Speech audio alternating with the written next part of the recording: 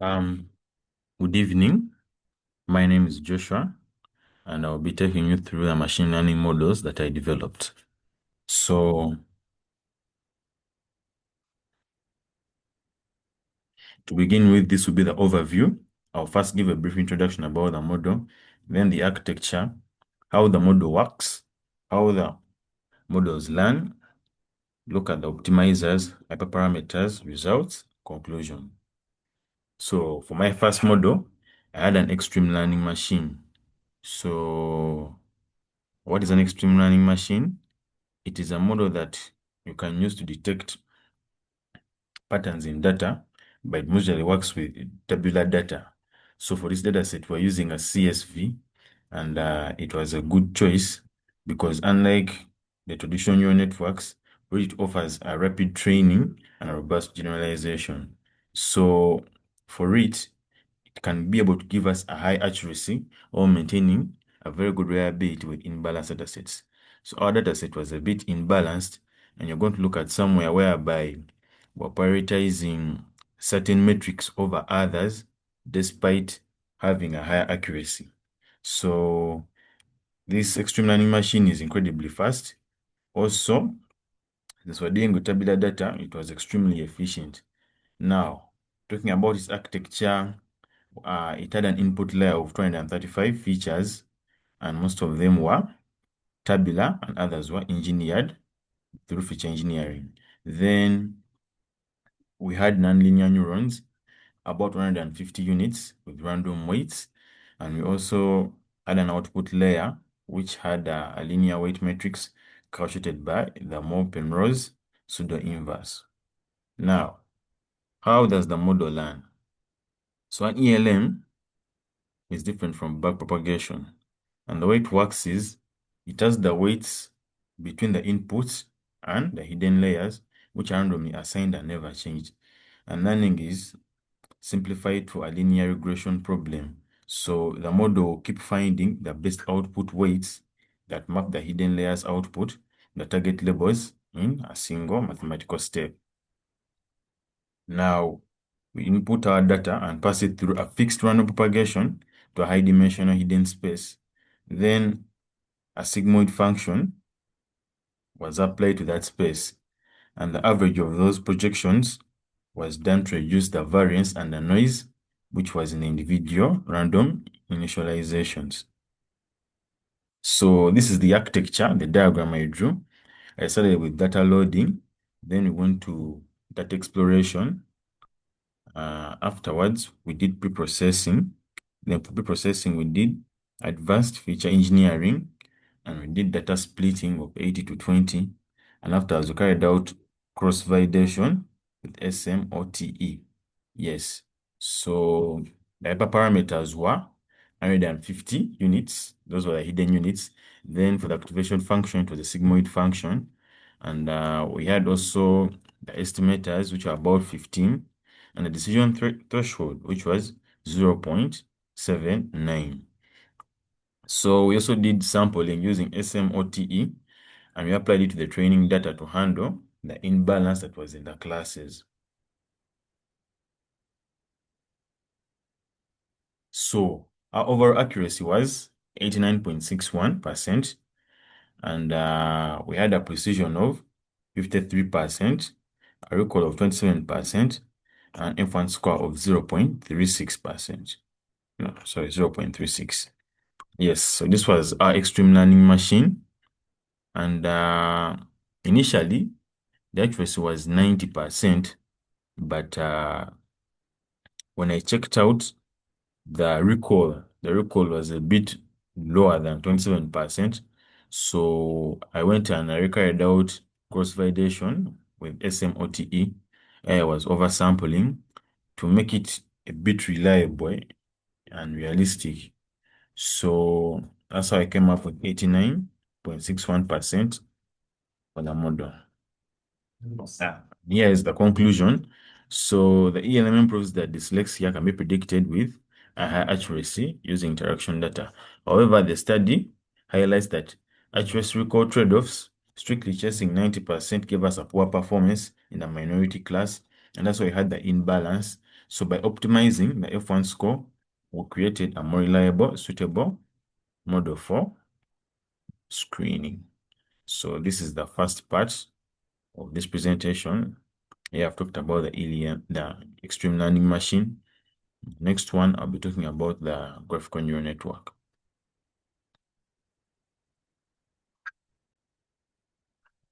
Yes, so I'll be taking you through the graphical neural network, or the GGN. Now, this is also another model that we're going to use aside from the extreme learning machine. And for it, how it works is it has the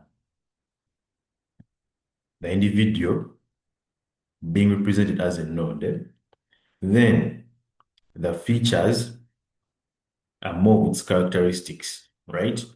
So that node is connected to other similar nodes. And we are going to find out that also uses nearest neighbors or clustering in order to look for similar patterns. Now, for data statistics tabular, we had to first convert the CSV into nodes with vertices, so that the graphical neural network can work.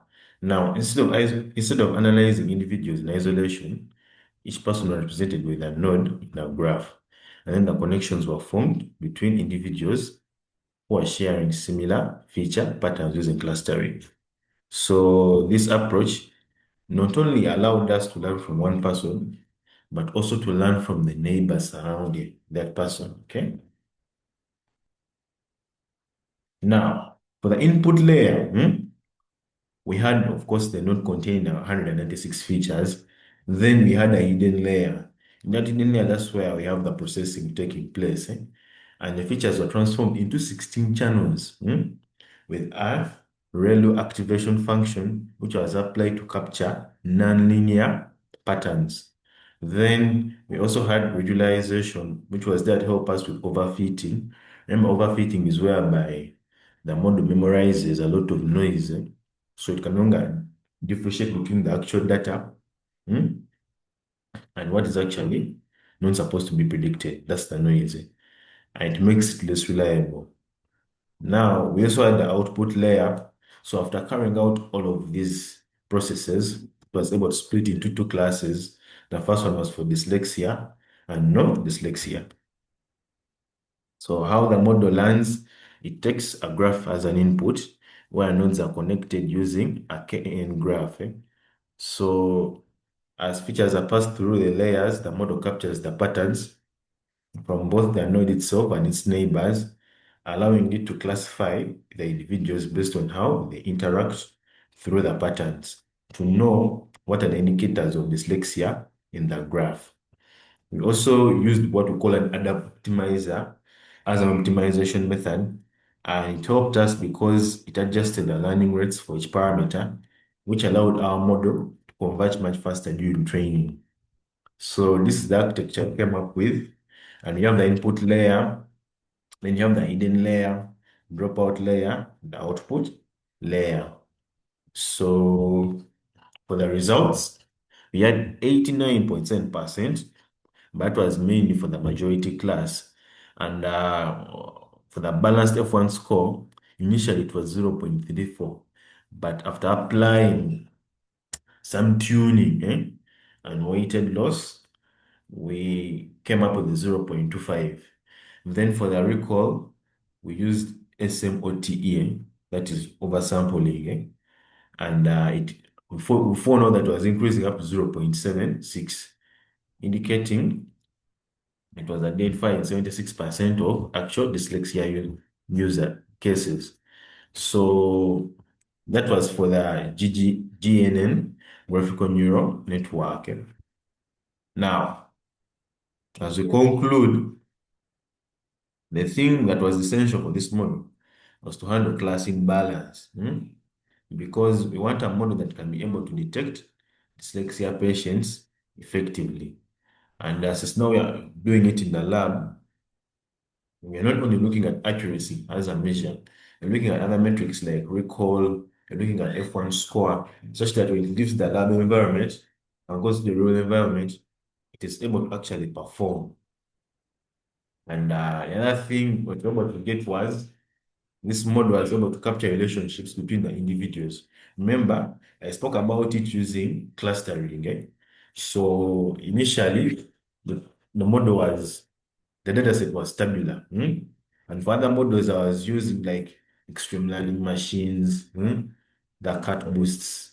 They look at it as an individual. But with the GNNs, we are looking at the individual and the neighbors around them. So the other model that we used was the LightGBM. Now, this is not the one that I'm going to present the final presentations, but it's just the initial ones that I was using in the beginning. So for it, it's open source and it's a high performance learning framework. It is used to make models. Now, the reason why I chose a light GBM is because it's fast and efficient. And it's good with dealing with large data sets with many features. Remember, I spoke about a data set having over 196 features, and this made it complex. And because of this, training was done quickly. So how the model learns and works, the light GBM, it learns by building small nodes, or decision trees step by step. Now, each new tree is created to fix the mistakes of the previous one. So over time, the model improves by focusing on the errors it made previously. So it uses a method that is based on gradients, which measures how wrong the model predictions are. Then this information guides it to the next trees. So one of the good things about the GBM is it helps us to improve on the speed and performance. And we based it on two main ideas.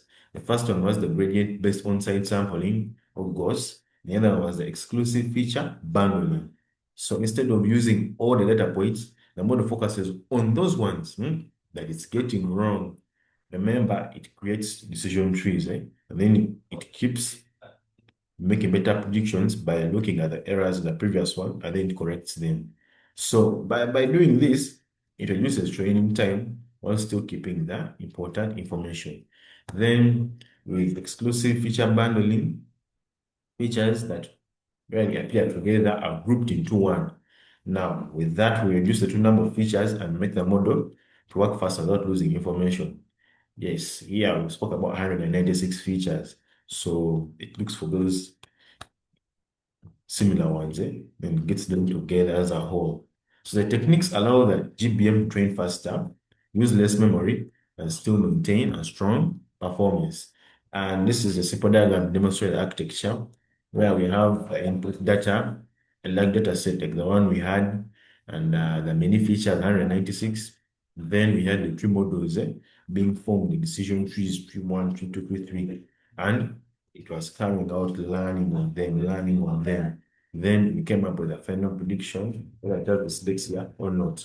So the accuracy was 0.89, which is familiar to the one we saw with the GNN.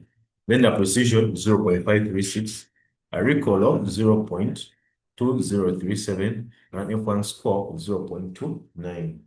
Yeah. So what insights do we take away from this? Number one, the GBM performs well in terms of overall accuracy. But remember, uh, when we're handling this data set, we're not only looking at accuracy, we are looking at reliability more. So accuracy alone can't tell the whole story. And F1 score and recall are one of the most important things now for this model to make sure that it's not just some, which one can I use?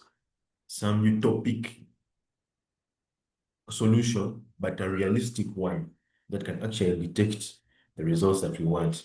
So our data set had a very big class imbalance.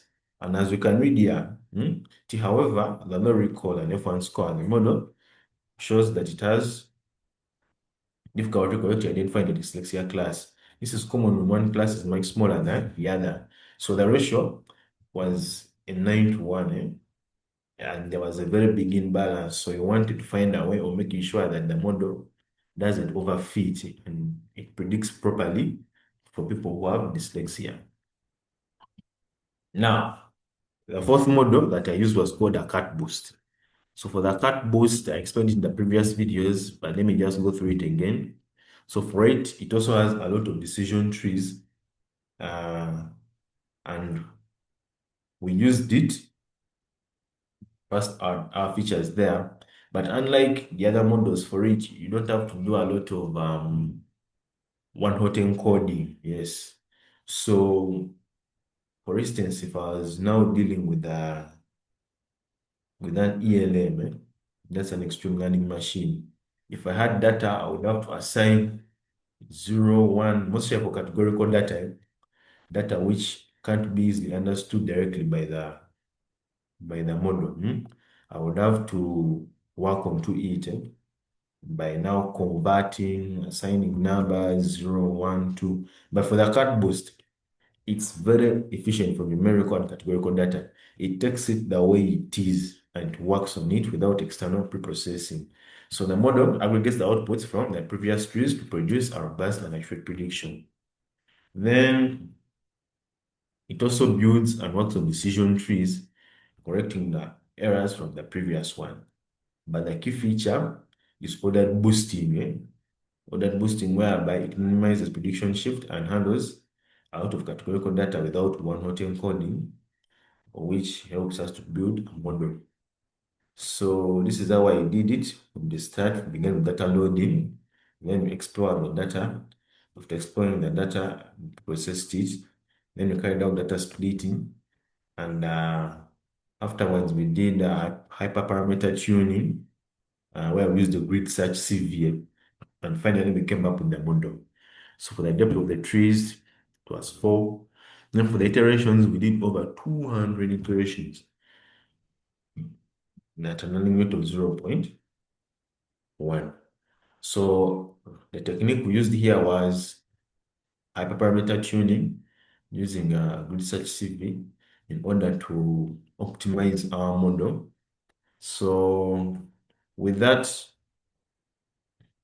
we search for optimal values for iteration, learning rate, and depth, and tuning it with a cat boost strength such as handling categorical features without one-hot encoding. So its ordered boosting algorithms help to move and shift the prediction, which gave us a much better predictive model.